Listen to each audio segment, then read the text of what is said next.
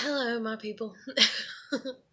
If you're even my people, but for the people that do watch this and everything, I'm so sorry that my voice might end up cracking throughout this and everything. I tried to clear my throat, it just ain't happening.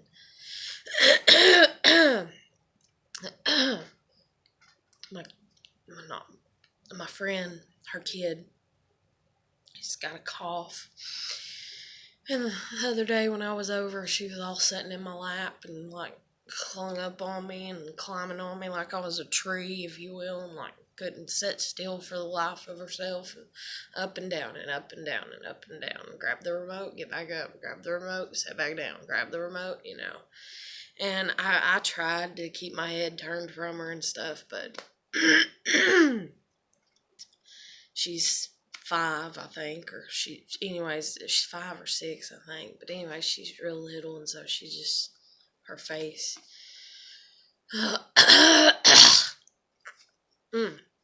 But yeah, my mind. Oh my God, I'm so focused on my throat, I can't even I don't know. I'm just in limbo land right about now, I guess. Dang on, 2 days ago, so the video from 2 days ago, I was talking about how I've never been really made a priority, like a top priority by anybody. I've never been able to really ask somebody, hey, especially my parents. Oh my God, it was always, I will in a minute, I will when I feel like it, I don't have time. How about tomorrow? How about next week? How about like, hell, that's the reason I got in trouble for pouring my milk when I was a kid. Because I'd be like, I'm thirsty. Wait, wait, wait. I'm thirsty. Again, wait and wait and wait. And it just became this thing, where I got tired of waiting. I remember, I could tell time because my grandmother had taught me how to, and I don't even remember why she taught me how to. She did so that way I'd be educated in that. But then I actually, because a post-traumatic stress disorder type shit and ass thing, I actually blocked out how to tell time on a clock. Just like I blocked out a lot of things, it's just like, ding, not important right now. And that's you get on a bike, you learn to ride a bike, you never forget how to ride it. It's the saying and shit. And so that's I've got on here and talked about how I played pool when I was a kid because my best friend's grandfather had a pool table and I got really, really good at it. And I've been wanting to go back and allow myself to have that, to where I have that allowance to where, I'm not in this environment that's negative and critical, and that way I can relearn how to play it, because I would love to relearn how to play it and be really good at it. And that's just like when I went bowling. I had not been bowling since I was a kid. I was really good at it. I beat my Girl Scout teacher or leader or whatever. I beat her. She kind of got mad at me, I was good at bowling. And then it's we didn't go forever. And then I went with my husband. Then my husband tried to be kind of overcritical and making fun of me and teasing me. And I don't respond to that at all, And, but I forced myself to get over it because I forced myself to forgive him because he was my husband. So, you're going to be more lenient with your significant partner than anybody else in the world, or at least that's the way it's supposed to be, I get, or that's what my mind reasons, oh, you got a boyfriend, he cheats on you, you don't forgive him, you break up with him, oh, you got a husband, he cheats on you, you're like, don't do it again, don't talk to this person again, don't do it again, and then they do it again, and then you're just like, okay. And granted, he's the one that left me because he flipped it in a way that just, because I put my foot down and I was like, I'm leaving, and I literally packed up all my shit. Not all my shit, but I packed up enough. I took down pictures and I left and went to my grandmother's, and I was like, I'm done. I'm done. And then he was calling all night and he's like, please come back home. Can I come and get you? But he knew, he did that on purpose. I couldn't leave him. His pride wouldn't allow me to. So he had to rope me back in. I love you, I want to be with you, I want to make it work. And he had to rope me back in so that way he could kick me out. That way he could get rid of me, because his pride couldn't handle me getting rid of him. And in all honesty, he actually did that to me 3 times. First time was after a few months of us being married. He was pressuring me to have a kid, saying that his mom was going to die of cancer. And we spoke very, very honestly and openly before we got married. And I told him I didn't want to have a kid until I had a job and until I had my license and I was driving. And even if I only had a part-time job and I quit my job once I got pregnant, but I wanted to have a job. I wanted to have one job before I had another baby. And he's like, yeah, that's cool. That's great. Yeah, I agree. I understand completely this and that. And I literally cried and told him my fear of having another child and being stuck raising it alone like I was with my child I do have. And how I didn't want to go through that again. And that's the reason I was putting my foot down, and everything and stuff like that. And so literally the first 6 weeks of our marriage, he was begging. He was begging me, to have a kid. And the thing is we went from using condoms to literally nothing, because I was trying to get him to let me go to the doctor so I could get on birth control. But then I talked about birth control, and then he talked me out of birth control. See, he always did this one step ahead of me thing. He talked me out of birth control, saying, no, birth control is going to be worse on you and this and that, and you've never taken it, and there's no sense in you taking it, and and did you know it's got horse piss in it? Is what he told me. And I was just like, you're driving me insane. And he's like, it's not good for you to take it. It's not natural. And I was like, that's the reason I've never took it before. That's the reason and then I'm not promiscuous, so I don't need to take birth control. I don't sleep around. I don't sleep with anybody unless I'm in a committed relationship with them. And I was like, so there's no sense, in me being on birth control unless, you're not willing to use condoms. And he's like, oh, I'm willing to use them. And then next thing you know, it's like, oh, no, I'm not, and I want to have a baby. And, for 6 weeks, we argued about it. And literally, month 2.5 in the marriage, I was, sitting on the couch one day, and I was like, do you just want to get this marriage annulled? I was like, because you're going against everything. Everything. That's the thing, is they say, once you get married, everything changes. Once I got married, everything changed. We sat down and we literally talked about it like it was a fucking deal, like a multi-million-dollar deal. Yeah, you do your part, I'll do my part, handshake, we got this, And it's like, okay, that was one of the things that we shook on and agreed upon was, hey, we're not going to have kids until, I help you get your license and we got a car and you're working a part-time job. Then, I told him flat out, I was like, hell, as soon as I get hired onto the part-time job, we can start trying to make a baby. I was like, I don't care. I just want the experience of getting the job, getting hired, getting in there, and seeing what it's like.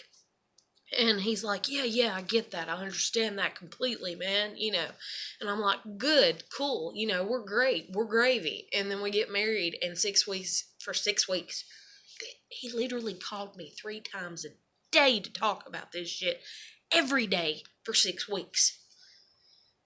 And he gave me all his reasonings as to why. And his biggest reasoning was his mom was supposedly dying of cancer. The woman is still alive. 7, 8 years later, and that was his reasoning or whatever. That was his biggest reasoning. His other reasoning was he wanted a kid that was his, and then he tried to use your kid, even though she's mine, but she's ours, but she's mainly yours, you want her to have siblings while she's young, don't you? And that really just, it just made me, well, yeah, I was like, but Jesus Christ, is it really going to take over a year for you to help me get my license and get a car and get a job, a part-time job, anywhere? Anywhere, you know?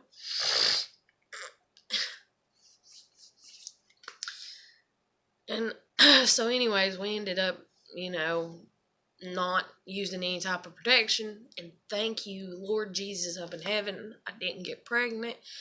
And I say that now, looking back at the situation, everything else, looking at the way that me and him bicker when we do talk about the divorce, and he's like, and all that. But that was the first instance of him doing the whole flipping shit on me. You get married to somebody and they completely change. And for the most part, from where I'm standing as a woman, it's like, yeah, they do completely change because the woman marries the man with a plan. There is a plan intact, where she's like, this is how we need to, she looks at it like a businesswoman. It's like, and it's not, oh, you're a millionaire, money, it's not like that. It's like, we've got to have a plan, motherfucker. That's what you do when you have people depending upon you. You plan. You try to at least, and that's what you're taught to in school, plan for the future. What do you want to be, and all this and everything. That's just like when I went into high school. Oh my fucking God, okay. Signed up for damn college prep classes, okay? Ain't that right? Yeah, signed up for college prep classes. Half the year or a year and a half, hell, I don't remember when. I think I went a whole year in the college, a year and a half, because I think, or maybe it was just half a year. Fuck, I can't remember. That's been a long time ago. But anyways, I'm taking college prep classes. When we go in for me to pick my classes, if you will, which is stupid shit in my head, because most of us don't have that in us to do that because we weren't raised to where we were allowed to make any fucking decisions. So anyways, go in there and I get to pick my classes, if you will, and I pick college prep classes, and my mom's like, you've like pretty much like, you're retarded because you've been in IEP classes. You can't take college prep classes. IEP teacher comes up when she sees me marking the college prep classes, and she's like, oh, good. Walks off. My mom's like, what? Excuse me? Gets up, and is like, no, she can't do them. She's retarded, And I'm hearing all this, too, and I'm just like, God, stop, woman. Ooh, stop. Believe in me for once in your fucking life. I'm just like, ah. And so anyways, I pick college prep classes. I get in there. I'm taking them. Everything actually went relatively well, other than, I think, when I took computer class, because like I said, I forgot how to type because it'd been years since I typed, so I'm sitting there pecking on the keyboard like this, and my teacher's like, you're going to have to relearn how to, and I'm like, I know. But every time I sat down in front of the computer at the house, my dad's like, hey, look this up for me. Hey, look this up for me. And then because my mom caught my dad cheating on the internet and shit, because some shit that just kept popping up every time anybody got on the computer, and everybody's asking me, what's this? How do you get rid of this? How do you get that to go away? And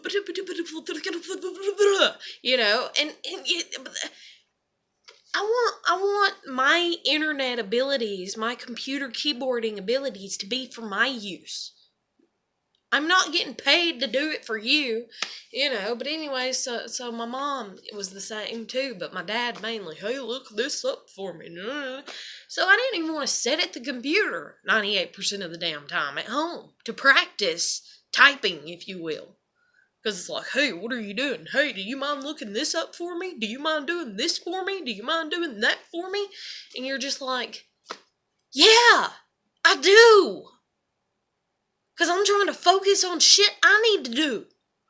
So I literally went the whole fucking class sitting there pecking like this, and I remember this guy sitting beside me. And this guy, like, he was done. I mean, he was a fucking, hell, what are they called? Is it an embalmer, I guess? I guess that's what the term is. I don't know, but anyways, he was done working at a fucking funeral home, embalming damn bodies because he knew what he was doing with his life. He knew he was gonna grow up and be into being a paramedic and this and that and working with bodies and help, and all this. He's done working at a damn funeral home embalming damn bodies like in the 9th or 10th grade.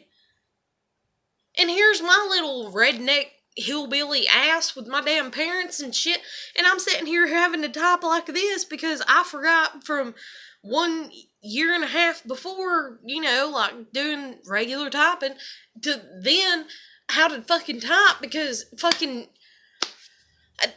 my parents are like, hey, look this up for me, and it's exhaustive, and then they're like, but you're too stupid to do anything else, like just the emotional abuse and shit. But anyways, I'm sitting there and I literally typed the whole class like that, and this guy, he laughed at me, quite a few times, and he's like, he would even elbow me and he'd be like, she's coming. And I'd have to put my fingers down, and act like, and I'm sitting there, I'm like, like typing really kind of slow, and then he'd be like, okay, she left, and here I'd go pecking and everything, and he's like, you're getting better at pecking with your 2 fingers than some people are sitting here typing with their whole fingers, and I'm like, Cause I gotta hurry. I was like, I gotta be faster at it because, and he was just laughing at me. But anyways, Lord, old memories. But so anyways, I picked college prep classes, and so my IEP teacher talked my mom into, it's fine, it's okay, let her do it. And my mom argued the whole time. And when we got in the car leaving from there, my mom was livid, She's like, I can't believe that she did that. That's not what people like you do. People like you don't do stuff like that, But anyway, so I ended up taking them, and I was good with them until I got in algebra class. And then my algebra class was, the teacher was a previous coach. So you did something wrong, and boy, he yelled at you. And then if I'm sitting here, and I am, from what counseling tells me, you've got PTSD. And like I said about the guy slamming the shit down at work, in the other video or whatever, I just wanted to, like stop it.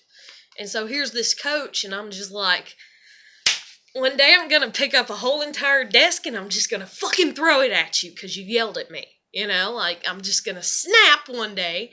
And then it's like, no, you're not.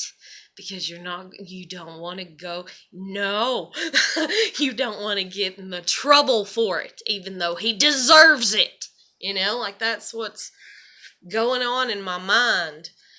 And then he had this thing where, and I've had teachers do this, and this is the worst way to teach children, where you're like, you're just going to have to get over being embarrassed. And so you call them up knowing that they don't even know what the fuck they're doing.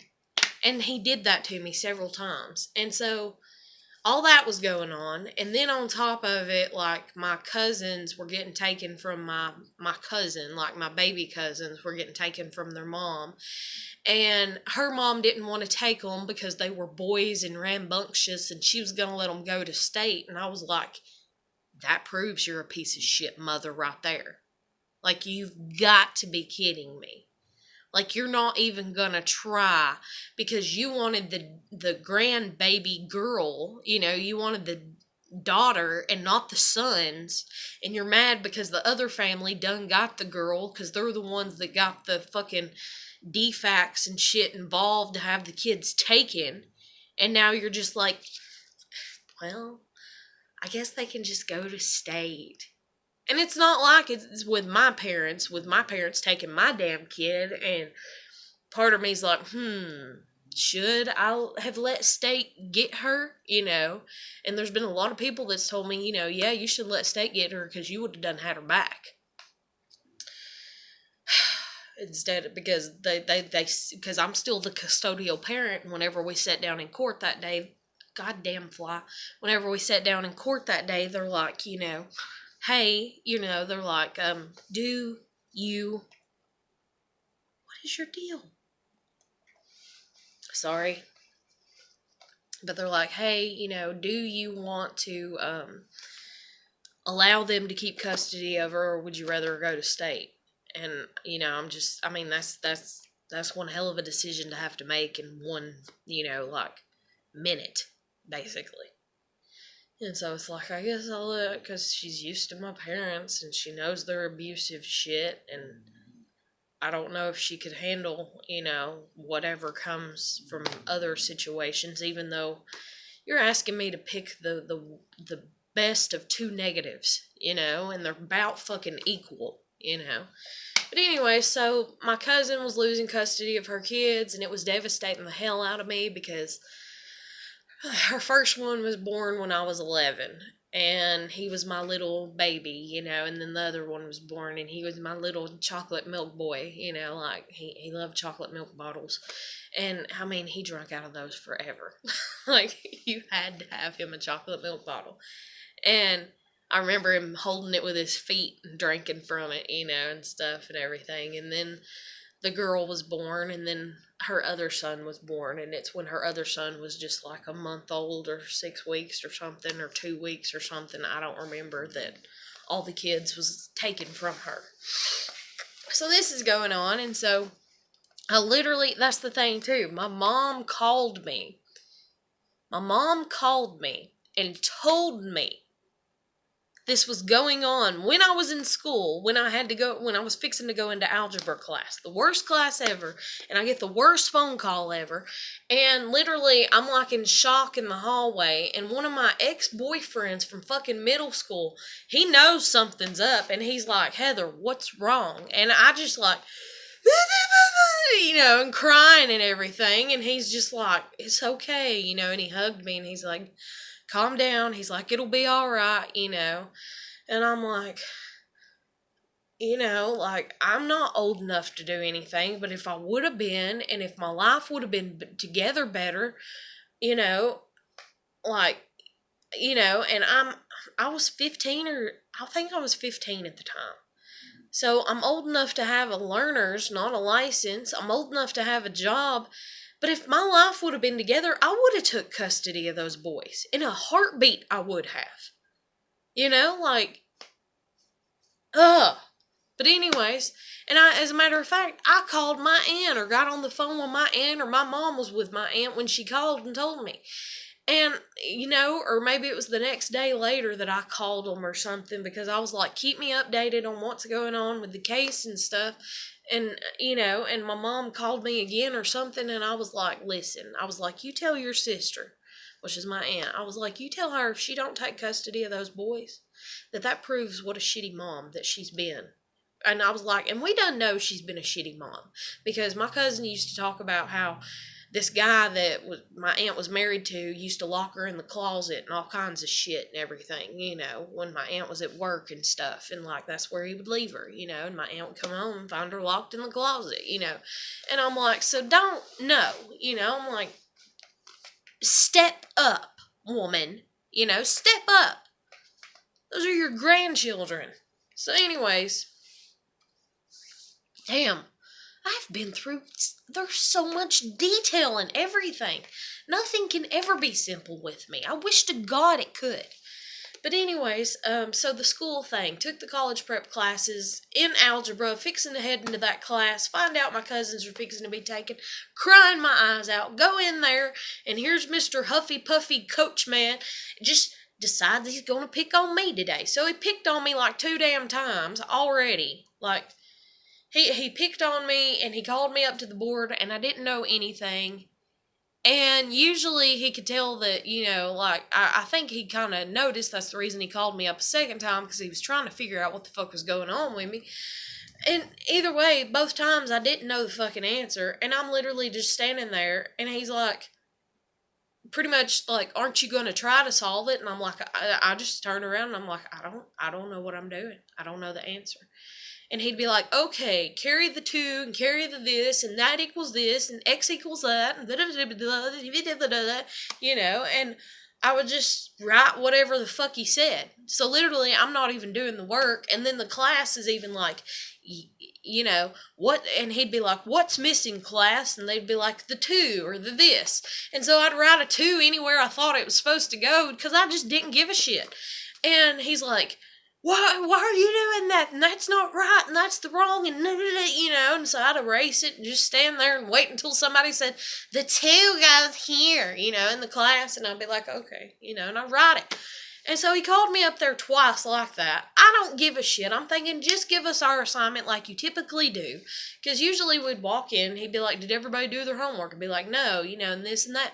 And he would grade our papers, and he'd be like, do problem from, you know, page 50 to page 56. Do all the problems on it, you know. And so here's like 100 fucking problems, and you're, you know. And I'm just thinking, God, why can't you just be your typical self today? Why do you have to call me up twice, you know? And the second time he calls me up, I literally go back and sit at my desk. And I think maybe it was a test day too, so maybe that's why he was, I don't know. But I remember I just looked down at the book or my paper or something, and I just slid the shit like up to the top of the desk, and I just sat there. And I got like 4 people, you know, or more around me that's like, hey, are you okay? Hey, what's wrong? And like, I didn't even answer them. Like, I just shook my head and sat there. You know, like my mind is blown, you know. And this coach, you know, this teacher calls me out, you know, because he comes up to me and he's like, why aren't you doing your work? And I was like, I will when I go home.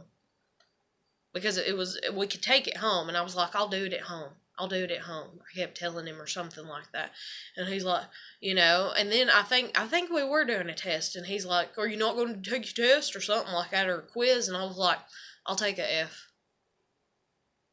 I was like, I'll take a F, you know, or something like that. And so he got mad, and then I literally put my head down. And that's the reason he come up to me the first time, is because I put my head down because I was trying to keep from crying. And so he come up to me, I said that, and then he's like, no, you need to do your work. You're not just going to sit here all class. And I was like, I don't feel good, you know, because that's all I can say, kind of. And so I put my head down again, and he's like, do you need to go to the nurse's office? And I'm like, no, because the nurse ain't going to help me with the shit that I'm going through, you know.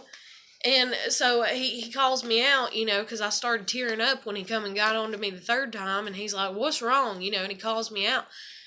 And I'm like, you really want to know? And he's like, yeah, you know. And I'm like, okay, I'll tell you. And I just let it all loose. And I started crying. And he didn't know what the fuck to do, you know, like a typical man. So he like patted my shoulder, you know, and he's like, it's okay. And he's like, well, let me tell you, life's hard, this and that, da-da-da. And then he told me that his mother, I think, had passed away recently, and, you know, and that life goes on, and life's hard and complicated and difficult, and I shouldn't be worried about stuff like that, and, you know, and so he just kind of let me slide through the rest. He's like, well, you have to do some work. And so I did like 5 problems in like 35 fucking minutes. That's how slow paced I was going. Because I had to pretend that way, you know, the rest of the class is like, not like, she's not doing her work, you know, and everything. But after that incident and all that, and then going in and I guess thinking that he would be nice to me, and he was still, you know, just as mean to me, I guess you'd say, as he was with everybody. And anyways, dang on, and I know that sounds stupid, you know, but anyway. So I'm like, you know, maybe he'll be nice to me, and instead it's like, no, you're going to be an asshole, just like everybody else is always an asshole. Nobody's ever nice to me. And so anyways, I was just like, I'm done. I can't do college prep classes. And so I had to go to the counselor, talk to the counselor about it, talk to this person about it, talk to that person about it, you know, and then talk to my IEP teacher about it. My IEP teacher had to sign a form for me to take around to all my classes, all my college prep classes, get them to sign it, you know, and get them to, you know, allow me to leave their class to switch over to tech prep. And when I went and took the paper to him, he went off on me. He got so mad at me. He's like, you're smart. You can do this. I believe in you. He's like, you know, Why are you leaving? You shouldn't leave. You're smart enough to figure this out. You're just not applying yourself. And the thing is no, I'm not. I know I'm not applying myself because I'm applying myself where I want to apply myself. And I want to apply myself to having a heart and being a human being and caring that my little baby cousins that are like 5 and 6 years old, and one that's just not even a month old and the other one that's like 2 or 3 or something, yeah, they're fixing to be ripped away from their mother who adores them more than she does her own fucking life. And then her 2 oldest children are by the man that she adored that died of a drug overdose. So yes, I'm worried not only about the children, but I'm worried about the outcome of my cousin and, and how that's going to affect her and how it's going to break her and how it is that I can't be there for her. So yes, pardon me for wanting to be a human being that has a heart and not become this part of society where I'm numb and I just focus on myself and my education and shit. Like that's me. I'm an emotional person and I like being an emotional person. And if you don't like that about me, and a lot of people don't, in all honesty, I don't know anybody that appreciates that about me. And that's the reason I battle with suicidal thoughts and thinking I should just kill myself, is because nobody likes a crybaby, I guess is the best way to word it. Or they do when it's them going through the shit, oh yeah, cry for me, I feel sorry for me. But when you're a crybaby for other people because you care, people don't give a shit. But anyway, so I left the classes, all that, and I ended up taking tech prep classes. But the whole thing, about school, I went to the counselor and stuff like that, and I found out here's these kids just like that guy that was in, that was done working at a fucking funeral home and bombing bodies and stuff. I'm like sitting there and I'm like, I'm so behind. I'm so behind. And here I am trying to explain to my parents at 15 that yes, they need to help me get my learners. Because I'm so fucking behind. I am nowhere on the scale of where I even remotely need to be. And I'm stuck in like hillbilly hell because my parents are like, oh, she took IEP classes, so she's retarded, so she can't be smart at nothing. She got to be a stupid little dumbass. And so they're unwilling to put any effort into me because somebody, and then my mom being a narcissist, making me the scapegoated child, and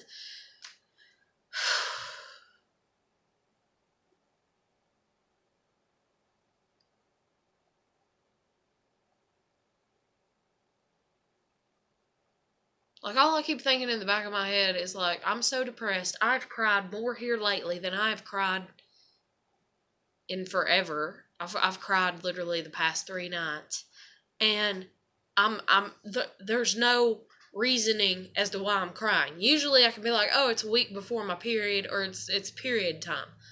That time's done passed and done over with and just passed, as a matter of fact. And here I am still sitting and crying and bawling my eyes out like a baby.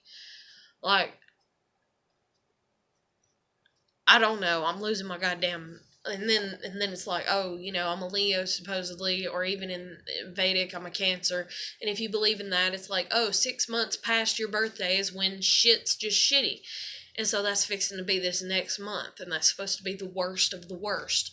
And then I'm sitting here and I'm like, what could be worse than what happened last year in January, Because last year, beginning of January, oh, your parents took temporary custody of your daughter.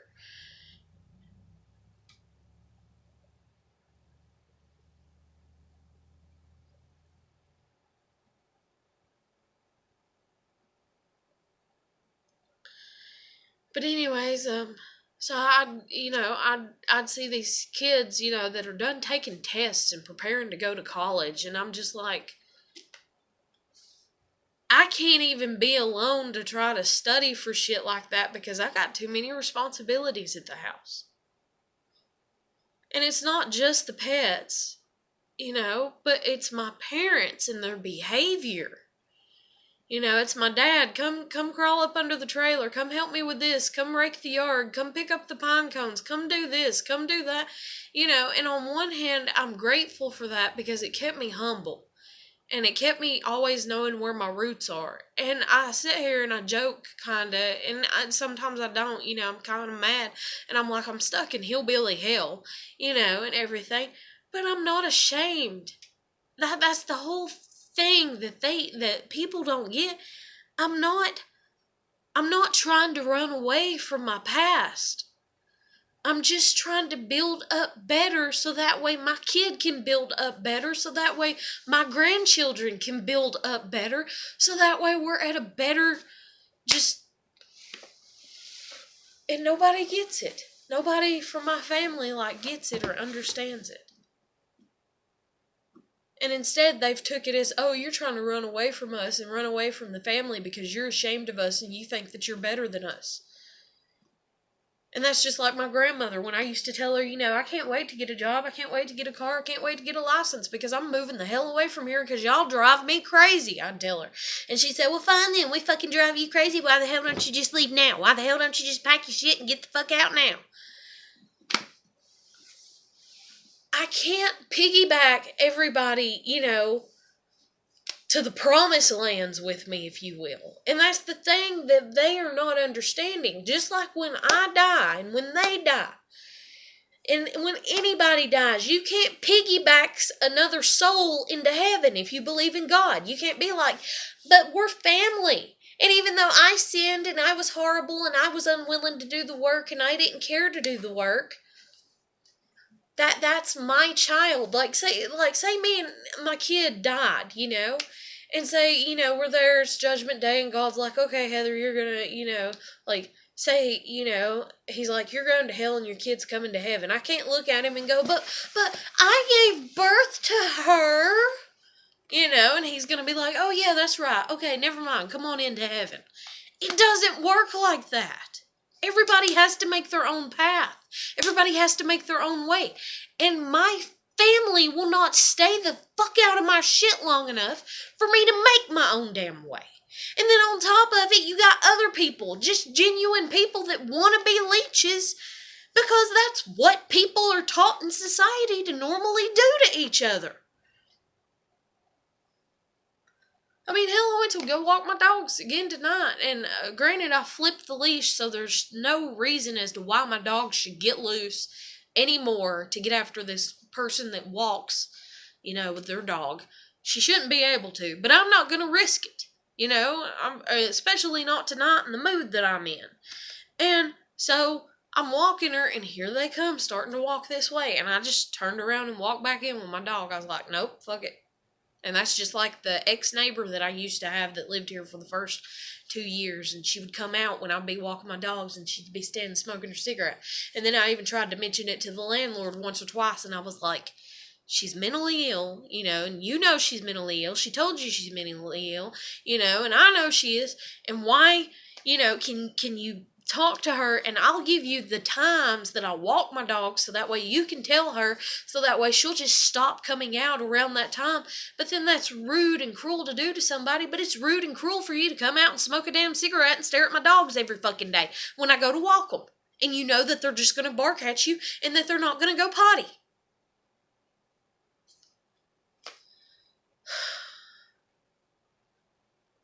So that's another reason that I say I'm trapped in hillbilly hell, is because I feel like it's just this town. I feel like it's just this area of town. Maybe I should move back within the city limits. I have no fucking clue. But I'll tell you this much. People in the city limits, even though I had to listen to dude upstairs and I had to bitch at him and I had to go up there. I remember I went up there, man, I had shorts on up to my fucking ass, you know, and a tank top. That's what I was sleeping in that night. And I went up there, I didn't give a flying fuck. I beat on their goddamn door. They come to their fucking door and I was like, what's going on? And they're like, what are you talking about? What's going on? What do you mean? And I was like, it's a school night. My daughter is asleep. Y'all know I have a kid. I've talked to y'all. I've been civil with y'all. When I see y'all out, hey, hi, you know, blah, blah, blah, you know, and I'm like, she's trying to sleep and I'm sick of this shit, you know. And boy, I really got them with Leonard Skinner. I have a Leonard Skinner CD that I played all night for like a whole weekend, just on repeat. You know, the CD for hours and hours and hours and hours. And when I finally cut it off, I heard them upstairs go, whew, thank God. Oh, Clarabelle. It's okay. Come here. That's what you get for eating crap.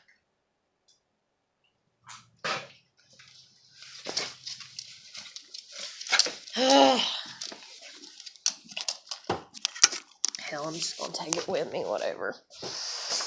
But, it's not that big of a mess.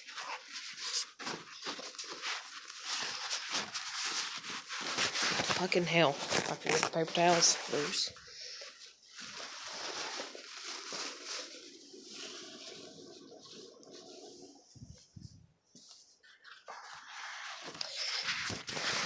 But anyways, that's the reason I say that it's like I feel like I'm trapped in hillbilly hell and all this shit and everything else.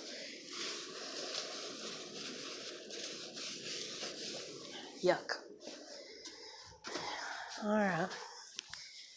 But, let's see if I can get this back up here.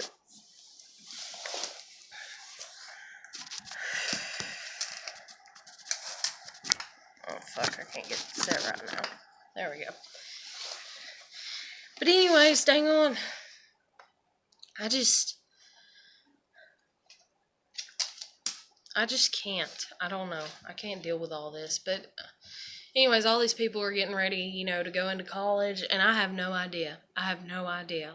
And I had no idea that we could even do that. I had no idea we could go to the counselor's office and take all the prep tests and the pre-tests and study for this and that, and I had no idea, you know. And when I found out, it was done like in the middle of the 10th grade year or like the beginning of 11th, and I was like, it's too far gone. And even though, you know, and I talked to my counselor about it, and they're like, no, you can do it. You still have time and you can focus on it. I'm like, my parents don't even care if I learn to drive. They don't even care that I'm dating a guy that's 7 years older than me. Like, they don't even care that we're having unprotected sex. Like, they don't give a shit. You know, I was like, so, they don't care. I was like, I can't, you know, when your resources are shit, when you have unsupportive parents, you can't do the things that people with supportive parents can do. And then even there's the people that they have the very, very unsupportive parents now. See, this is where, you know, some people, they're like, my parents didn't support me, and I still did this and did that and accomplished this and accomplished that. Because your parents, I hate to say it, and I get it, there's some parents out there that they don't give a shit at all what their kids do. Like, it's just like, stay in your room, hide in your room, leave me alone, do your own thing, fuck you, I don't care that you're alive, you know. No, my parents used me. You get what I'm saying? They cared enough to be like, hey, come do this, hey, come help with this, hey, that, hey, just enough to wear me out, to make me tired, to use my life to their advantage, you know? And sometimes I'm like, hell, could they just not care at all? You know, could my mom not want to talk to me about how I'm having sex and what sex positions and this, and you know, could she just have left me alone completely? And it could have been like, oh, nobody ever knocks on my door and asks me to come out of my room, and I get to stay in my room, and I get to study, and, you know, and I get to think and focus on the things that I want to think and focus on without them screaming and hollering at me and being like, come here, and this and that. And, you know, but no, I wasn't like, I got the lower shit level of parents, I guess you'd say. And I don't even mean that as an insult, because it is what it is. It made me who I am the way that I am, you know. But my God, when you're trying to make yourself better and people just keep making sure that they're the mud that your tires are stuck in, you know, you're just like, God damn it, you know, God damn it, can you just fucking stop? And then that's the whole reason that they took my kid from me. It wasn't to help me out, even though they'll tell you that, well, we kind of felt sorry for her, I guess, so we kind of felt that maybe that's what she needs, and maybe she never got her teens and her 20s and this and that. Yeah, I didn't. But guess what? It's not because of my kid. It's not. Because guess what? If I would have had a license at, 16, if I would have been driving, if I would have been able to get out, get a job, pay a babysitter. You get what I'm saying? Like, it's not my kid. Don't ever, and I swear to God, like, that's the one thing that would make me haul off and just honestly break my parents' jaw, is if they try to say that, to my kid, your mom would have had a better life if it wouldn't have been for you. You just made your mom's life so horrible. And that's what I'm afraid that they're doing with her, over there and everything. And that's the reason when she cried about, what is it? How did she word it? Do you wish that you would have had my sister instead of me as your kid? I'm like, who said what to you? And she's like, nobody. And see, she's young, so she don't understand insinuations in the subconscious mind and how an insinuation that somebody just blatantly kind of puts out there, how it can affect your subconscious mind, make you think things. She don't understand the progress of that, and how it progresses and how it comes to be and how it materializes into these actual emotions and things. And so when she said that to me that night, I was like, somebody has said something to her, and if I find out who, that motherfucker better run. Because I have never said anything to my daughter to make my daughter believe or think, and then even afterwards and the way that I handled it and everything, she knows that I've wanted her and I've always wanted her and I will never regret having her, like she's my kid. But damn. But the whole reason my parents took my kid from me is because I was getting my wings were spreading out too far. You get what I'm saying? My wings were getting a little too far for their reach. And so they had to clip my wings. And it's just like, you fucking bastards.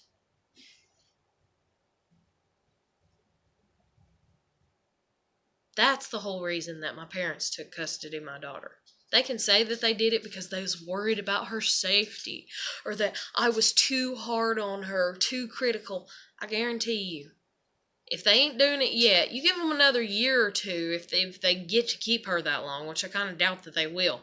Because she'll lose her shit on them. Because my baby is a spitfire from hell when she gets mad about stuff.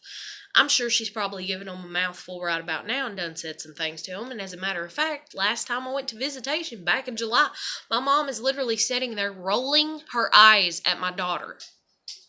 Now you tell me what's mature about that, grandmother. Rolling her eyes at my kid. But I can't say nothing because she's in control of the visitation. And then she's getting on to him, and she's, because my niece is there, and she's like, would y'all just stop fighting? I can't handle it.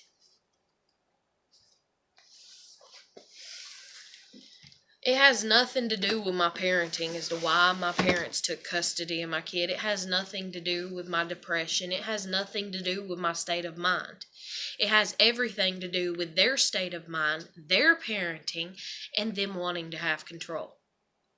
It has everything to do with them not wanting me to spread out and have a life and live a life and be proud of who I am. I'm not supposed to be proud of who I am. I'm supposed to be their shameful little, baby, and everything, because that's what they do when they have a scapegoated child. And anybody that looks that up can figure that shit out.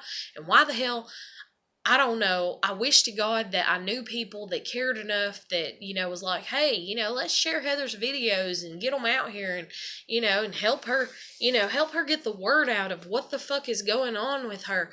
And I wish that I had a support team of even friends on Facebook that I could put my videos up on Facebook and they would share them and then it would all get out. And then I'd have people kind of looking at me, instead of looking at me like I'm crazy, they'd look at me kind of like, even just not looking at me like I'm crazy. I don't care if you look at me with sympathy or not. I really don't even give a shit because I'm so used to not getting it. But, anyways, I wish that they'd share my videos, and that way it's like, oh, okay. And then they would read on scapegoated children and golden child and this and that. And as a matter of fact, my friend says that she's talking to one of the coworkers that we used to have, or I used to have. And this coworker is an older woman, which knows the older women of my ex best friend when I was a little kid and all this and everything. And she's like, yeah. She's like, her parents have always, kind of been mean to her, and her parents have always this and that. And I'm like, holy shit, somebody gets it. And I'm like, you mean to tell me that somebody's actually kind of taking my side? And the thing is like, I said something mean about her one day because, like, she's very good at complaining is the best way to word it. And I was like, kind of just a joke, but then again, not, because I was like, damn, like, because she complains a lot, because she's been through a lot. And hell, I do too, I am right now. I am on my YouTube videos and shit. But anyways, just to know, and my friends reiterating and telling me the message of how, and it makes me think, kind of if my friend's going over there and kind of being like, God, I wish she would just, suck it up top, deal. And this person's like, she kind of can't because she's really fucked up and broken because her family's really treated her like shit, Like she really is doing the best she can, Oh, God, it makes me sick even saying that and thinking that. But, I mean, because my nerves just shot. But at the beginning of this video or whatever, I was talking about my husband, and I was talking about how in a previous video from 2 days ago, I was talking about how nobody's ever put me as a priority, or when they have, it shocks the shit out of me. I'm not used to it. And I was talking about my husband and how we went to Arby's, and I couldn't remember what I wanted, and we got halfway home, and it dawned on me what I wanted, and I wanted a turnover. And I never finished that thought in that video because that's just me and everything, but I want to finish this thought for 2 reasons. One, if my husband sees this and he wants to bitch about it and be like, well, you didn't tell them, to be a little shit prick. And then another thing, too, is just to give him the credit where the credit is due. Just like with EJ, I was like, kudos on you for coming and checking on me. I give you a thumbs up for that. You actually came over that night when I needed you, but right about now I want to shove my thumb up your ass because I'm mad at you, and I said that in the previous video. But with my husband that night, so we went to Arby's and we're done halfway home and we're on the interstate heading home. And he's like, what is it? And I'm like, I wanted a turnover. And he's like, you want one? And I'm like, yeah, and he's like, okay. And next thing I know, we're turning around and I'm like, what are you doing? And he's like, you wanted a turnover, didn't you? And I literally started bawling my eyes out. And he's like, he's like, are you okay? And I was like, yeah. And I was like, you're turning around to go get me a turnover? And he's like, yeah, because you want one and you're my wife. And he's like, and it's nothing. And I was like, well, what about gas money? And what about this and that? Because of the way I've been raised by my parents and everything. And he's just like, baby, he's like, you want a turnover? He's like, it's not that much in gas for me to turn around and go buy you a turnover, And he's like, calm down, And I'm just like bawling my eyes out over a fucking turnover, from Arby's because I wanted one and I remembered it when it was too late, and I thought it was too late, and he turned around, and I swear to God, in that moment, I just lost my shit, because I'm not used to nobody making me a priority. Goddamn fly. Fly makes me a priority right now. Holy shit, stay out of my hair. But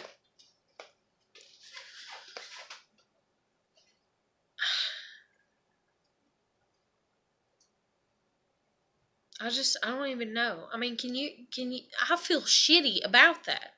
And then you feel shitty about that. You feel shitty about crying over little things like that. You're like, I'm a shitty piece of shit person because I never, and that's like my mom. Oh my God, my mom. And this is one thing, like, and EJ probably didn't even catch it or whatever, but we went out to Taco Bell one night because I texted her and I was like, hey, let's go out to eat.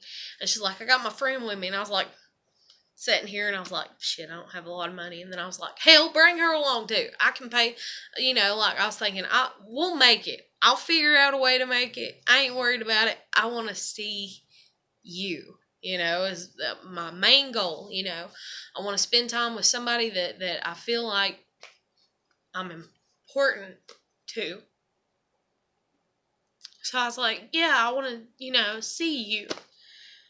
And I'm crying because, it's like, oh, I fucked it all up. But anyways, it's like, yeah, go ahead and come pick me up, and I'll pay for us to eat. So we went out to Taco Bell and we're eating or whatever, and we get our food and everything, and I paid for everybody's food, and I got 3 packs of Cinnamon Twists. And I was going to eat all 3 of them or attempt to. But I'm sitting there and I'm eating, I got the Nachos Bel Grande because, man, I love that shit. Like, that's one of my go-tos when I get to go to Taco Bell, which is very rare. And, so anyways, and I used to love the Mexi Melt. And anyways, oh my God, I don't eat out a lot. And I'm okay with it. I've learned to be okay with it. But anyways, so I'm sitting there and I'm eating that. And EJ reaches over and grabs a pack of the Cinnamon Twists, and I'm just like, really? And I'm thinking, does she remember, or does she know, or is she doing that in a teasingly way, or not, And I'm like, don't worry about it. And so her friend gets the other pack, and I'm sitting there eating mine, and I was just like, And I had enough money to get up and get more, but I was just like, And plus I was like, and that'll let them know that I meant for them to be for me, probably, and I don't want to hurt their feelings, especially like her friend, because I don't know her friend that well, for them to kind of, But, I had told EJ, and whether she remembered it or not or whatever, about my mom and how my mom would be in the car, and she even does this with the grandkids. And my aunt even told me that married into the family that she even did this with my sister when my sister was like 1 year old. My sister come up to her, and this proves how narcissistic my mother is.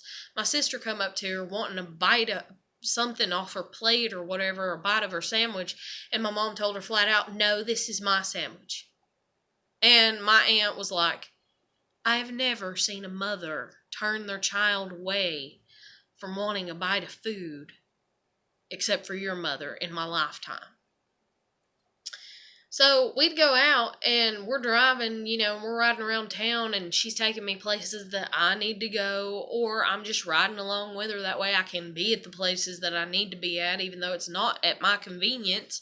But what the fuck ever, when you're a beggar, you can't be a chooser, that's the saying. Beggars can't be choosers. And so, and that's been my whole life. They've made sure that I'm always the beggar, and so be sitting there in the car and she'd be like, I'm hungry, and this is when I'm a teenager, and in high school, she'd be like, I'm hungry. And she'd be like, I think I'm going to go to Taco Bell. I think I'm going to go here. I think I'm going to go there. And even though she would be willing usually to at least buy me like, something that was like $2, the rest of the money, she would like buy herself whatever she wanted. And when we went to Taco Bell, I would always want Cinnamon Twists from there. And she would never get them for me. And then I got to the point where I was like, well, maybe if I just get the Cinnamon Twist and I don't get no actual food. And she wouldn't do that. She refused. So on those days, I wouldn't get nothing, because I was trying to be conscientious and be like, oh, well, she only has $2 that she can spend on me, even though she'll spend $7 on herself. Okay, okay, well, I'll just get a pack of Cinnamon Twists. I'm not getting you Cinnamon Twists. Why?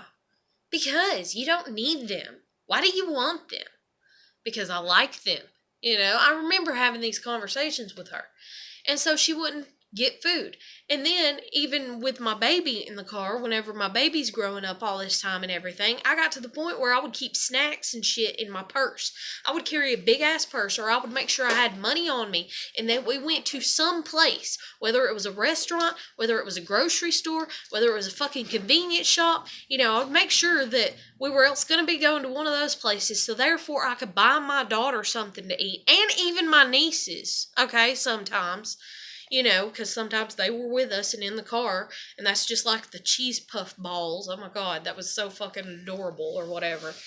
But, My mom wouldn't even feed them. They're sitting in the back and they're like, I'm hungry. I'm hungry, you know. And what, we're like, well, you can wait till you get home. You can wait till you get home. You can wait till you get home. You can wait till you get home. And we're not going home for another 3 hours. And so the babies fall asleep because they're hungry, or the babies get cranky and mad and ill because they're hungry. And then my daughter, she's skinny anyways. And so I'm like, you're making her stomach shrink because she's hungry, and she don't need that because she's done a skinny child. You've got to keep her stomach stretched out, that way she can eat, that way it doesn't become like she ends up battling anorexia, because and I'm like, she's got to eat, and so I would get to the point where I would keep stuff in my purse. I would keep like apples, and fruit packed like gummies and graham crackers and bars and this and that, and all these little snack foods in my purse, so that way when my kid was, I'm hungry, I could just hand it back to her. And I'm done used to not eating, for multiple hours because I'm in the car with my mom, and my mom refuses to take us to eat, or she only feeds herself. And that's just like the cheese ball puff thing or whatever. There's this big ass bucket, like, of cheese balls that you can buy that's usually out at Kmart, Walmart, whatever. And one time when my daughter was like 3 and my niece was like, 2 or whatever, they have been crying that they're hungry. We're over at where were we? I don't remember where the fuck we were. I don't know if we was at a vet. No, we wasn't at a vet. I don't know where the hell we was at. I think we was just out visiting family members or something. And so anyways, it's like, I'm hungry. And I'm like, I'll get you something. And we're literally in the Kmart parking lot, and across the street is a fucking McDonald's, a fucking Western Sizzling, which they have the buffet. There's all these food places just across the fucking street. And as a matter of fact, right there in the Kmart parking lot is the fucking Sonic. And I've actually done this for my daughter 3 damn times. Since my daughter has gotten older, we'd go to Kmart with my mom and my kid, I'm hungry, and I'd say, okay, let's go. And we'd walk up to the fucking Sonic and get some food. Because my baby's not going to starve just because my mom wants her to, and my mom's narcissistic, and my mom's more focused on what the fuck she wants to do. No, I'm going to feed my fucking kid.